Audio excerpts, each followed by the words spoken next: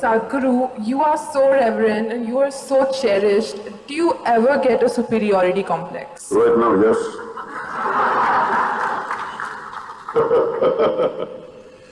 See, the question is not about superiority complex, inferiority complex, poverty complex or wealthy complex.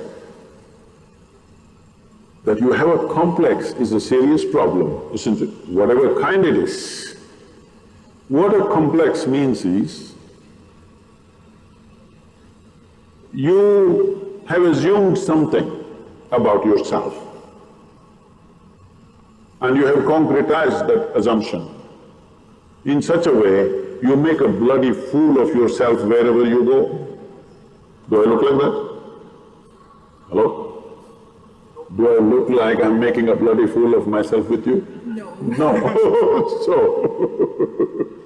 no complex of any kind.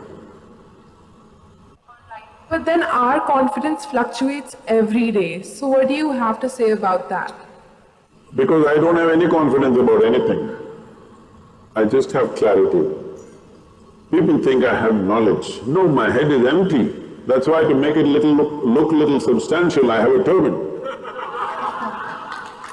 It's totally empty always. But I have clarity. Clarity means what? You see things the way they are.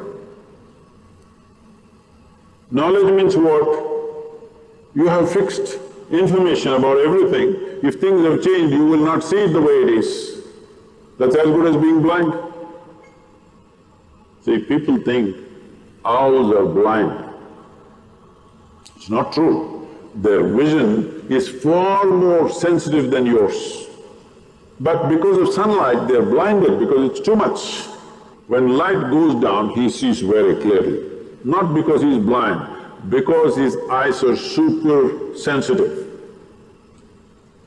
So it's important that you bring clarity to your life, not knowledge, because knowledge is conclusions that you gather. Knowledge is okay when you're trying to do something physical, material in the world, but not with life. Is it true what you thought was absolute at the age of 12, today is not true? Yes or no?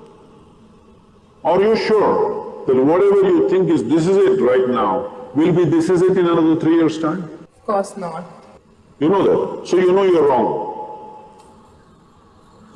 Yes or no? Yes. So you know anyway you're wrong, so why assert the wrong things? Well, right now we are wrong, at least let's manage with little more conscious. If you know you're wrong, you will walk carefully, isn't it? Hello? But you think you're absolutely correct, then you will do stupid things and you blunder around the world. If you know you're not seeing properly, will you walk carefully or no?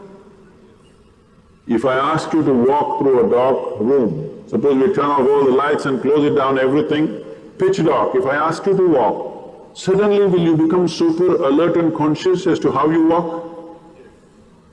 But when the lights are on, you're just going unconsciously, bumping into everybody. So if you learn to walk every moment, like there are no lights and you're looking at everything absolutely carefully, then what you see clearly, you go through it, what you don't see clearly, you hesitate, some places you take a little bit of chance. But if you are just confident, you will blunder through life, we don't know where you will get in and what you will get trapped into.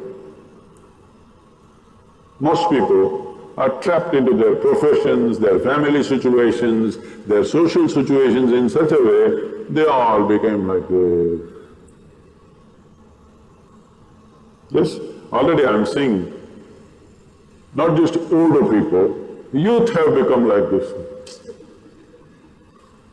What will happen to me at the end of my life? What will happen to me at the end of my life? I'm already revealed the secret, you will die. But Sadhguru, if this happens, what to do? If that happens, what to do? All those things will happen. It's not that everything will happen in your life the way you like it. Things will happen in the way you don't like it. It once happened. Shankaran Pillai got fired from his job simply because he asked a question, Smoking or non-smoking?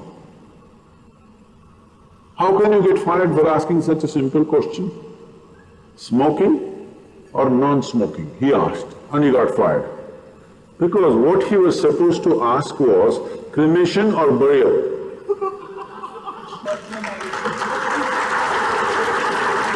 So, many times what you do, thinking I'm right, may be irrelevant to the situation in which you exist. So the most important aspect of your life is you're relevant, not right. You're just relevant. To the existing situation, you're relevant. I am right, I am right, I am right. This is confidence. You being right, nobody cares. All the idiots who think they're right, nobody wants to listen to them, nobody wants to be around them, isn't it? People who always think, I'm right, you want to be around them? No, the important thing is you're relevant to the situation in which you exist. If you have to bring relevance into your life, you must extinguish your confidence and bring clarity. To develop clarity, there are many systems. See, to develop your muscle, there are systems, isn't it?